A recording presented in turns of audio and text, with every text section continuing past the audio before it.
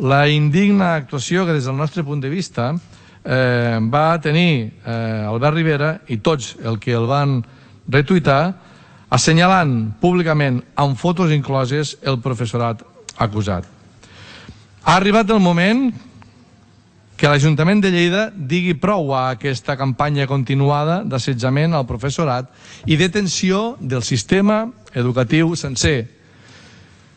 Assetjament i tensió que correm el perill que esdevingui permanent si no ens posem d'acord per aturar-ho.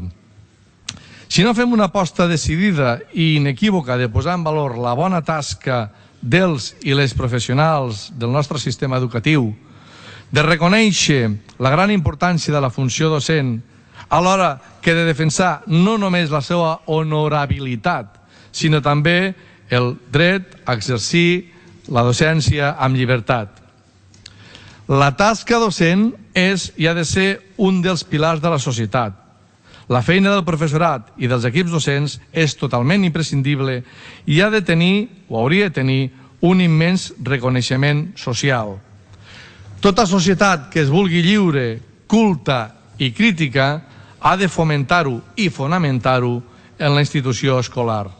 Una institució que hauria de quedar al marge de la instrumentalització política, altrament s'hi provocarà un dany irreparable i es farà un mal servei a la societat.